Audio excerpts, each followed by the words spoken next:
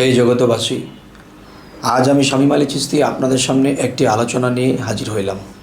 সেই আলোচনাটি হলো, এই পৃথিবীতে আমরা বলে থাকি যে মানুষ মরণশীল। এই কথাটা সত্য, কিন্তু এই কথাটা সত্য যে জায়গায়, সেই জায়গাটি আলাদা। আবার আজকের যে সেই আলোচনাটার মধ্যে আমি আজকে আপনাদেরকে বোঝাতে চাইব যে আউলিয়াদের মৃত্যু নেই, আউলিয়ারা কখনো মরে না। আবার আল্লাহও কোরআনে একটি কথা বলেছে যে আমার অলিদের, আমার বন্ধুদের কোনো মৃত্যু নেই, তাদের কোনো মৃত্যু হবে না। তবে হে জগতবাসী, আজকের যে আলোচনাটি, সেই আলোচনাটির মূল বিষয় হলো কি, যে আউলিয়ারা মরে না, আউলিয়াদের মৃত্যু নেই। তো আউলিয়াদের যে মৃত্যু নেই, এই কথাটি প্রমাণ করার জন্য আজকের এই আলোচনা, আজকের এই ভিডিও করা। তবে হে জগতবাসী, অবশ্যই আউলিয়াদের মৃত্যু নেই, তা অবশ্যই আমি প্রমাণ করব ইনশাআল্লাহ। তবে এই আলোচনাটি, সম্পূর্ণ আলোচনাটি শুনবেন।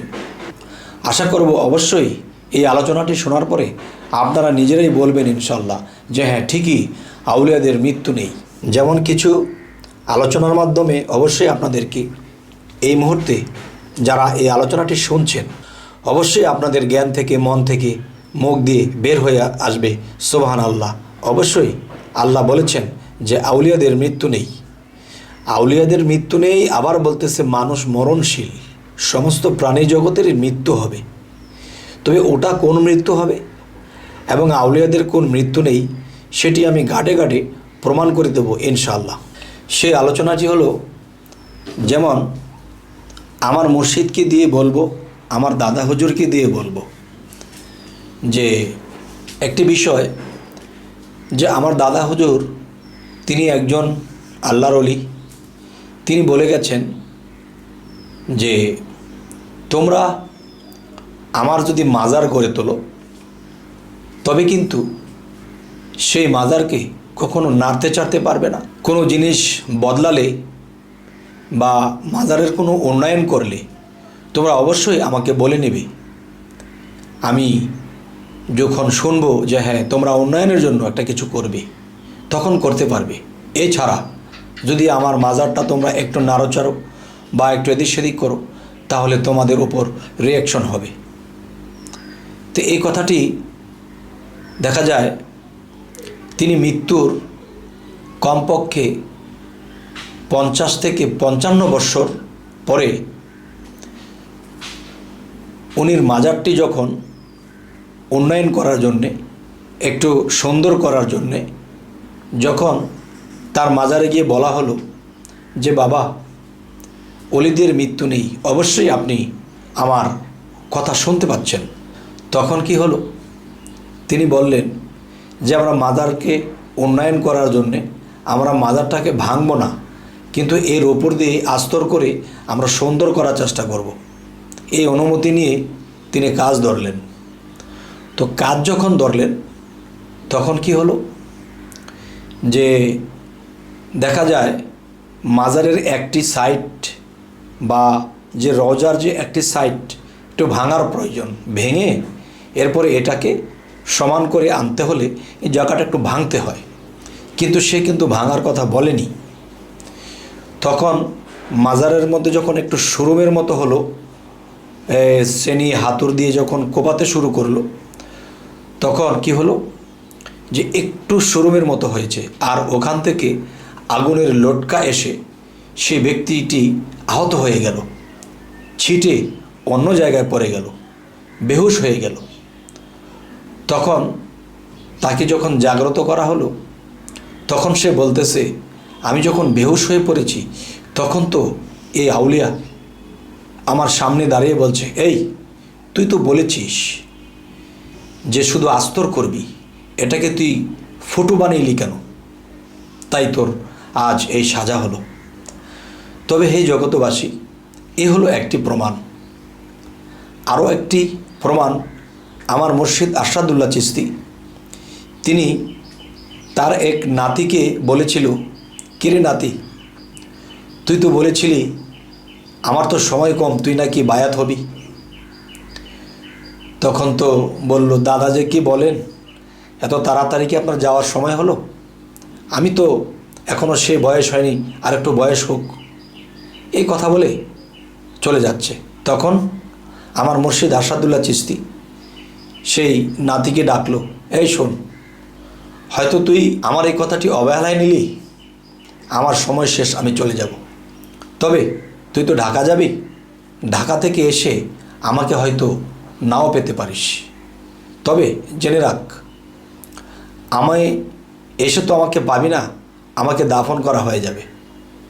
তখন তুই, তোর যদি বিশ্বাস ভক্তি ঠিক থাকে, তাহলে সন্ধ্যার সময় তুই আমাকে সেই মাজারের উপরে বসা অবস্থায় পাবি, তবে কাউকে বলবি না। তখন নাতি সেই কথাটি অবহেলার সাথেই নিয়েছে, যে এটা কি হয়, দাদা নাতি যেরকম। নাতি ঢাকা চলে গেল। এর বেশ কিছুদিন পরে শুনে যে তার দাদা ইন্তেকাল করেছে, 15 দিন হয়ে গেছে, তার দাফন কাফন হয়ে গেছে এবং তার মাজার হয়ে গেছে।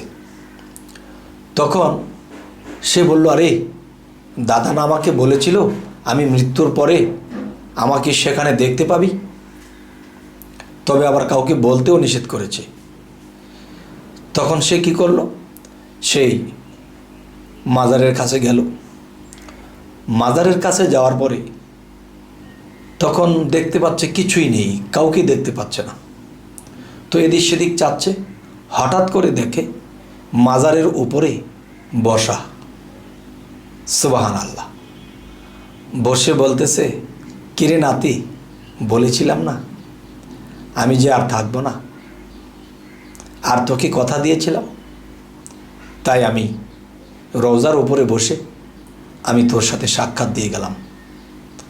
কিন্তু নাতি জেনেছে যে তিনি মৃত্যুবরণ করেছে। যখনই রওজার উপরে দেখলো আর এই শব্দগুলো শুনলো, তখন সাথে সাথে অজ্ঞান হয়ে গেল। অজ্ঞান হওয়ার পরে মানুষে ধরে তাকে পানি টানি দিল। সে 3 দিন অজ্ঞান অবস্থায় ছিল। 3 দিন পরে তার যখন ঘুম ভাঙলো, কিন্তু এই ঘুমের ঘরে সে দেখতে পেয়েছে, স্বপ্নে গিয়ে তাকে বলছে, এই খবরদার, কাউকে কিন্তু বলবি না তুই যে আমাকে দেখেছিস। তখন দেখা যায় সে যতক্ষণ পর্যন্ত না বলতেছে এই কথাটা, ততক্ষণ পর্যন্ত তার চোখের পানি, তার অশান্তি, তার কোনো কিছুই, খাওয়া দাওয়া কোনো কিছুই ঠিক হচ্ছে না। হঠাৎ করে তো সে বলে বসলো, দেখো আমি যে অজ্ঞান হয়েছি এই মূল কারণ। তবে হে জগতবাসী, আজকের যে আলোচনাটি, এগুলা কিন্তু শোনা কথা নয়, কোনো বানোয়াট গল্প নয়, এগুলো বাস্তব ঘটনা। তবে যারা মুর্শিদ বিশ্বাস করেন, যারা আউলিয়াদেরকে বিশ্বাস করেন, যারা আল্লাহর সঠিক তরিকাকে বিশ্বাস করেন, তারা একমাত্র এই কথাগুলোর ওজন গ্রহণ করতে পারবেন এবং শুনে আত্মা তৃপ্তি হবে এবং বিশ্বাস করবে।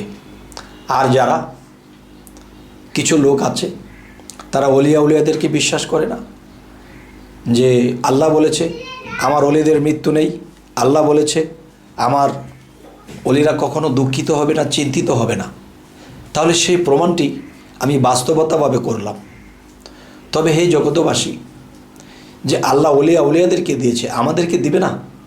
অবশ্যই দেবে, কিন্তু আমাদের লক্ষ্য করতে হবে যে নবী রাসূল ছিল, এখন নবী রাসূল নেই।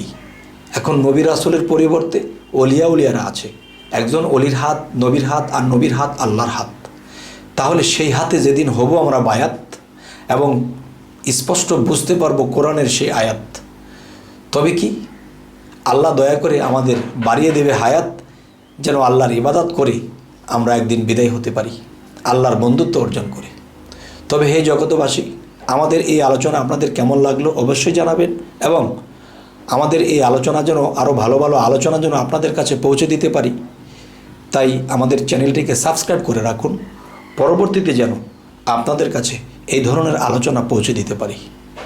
তো আজ এ বলেই রাখবো, সকলে ভালো থাকবেন। আল্লাহ হাফিজ।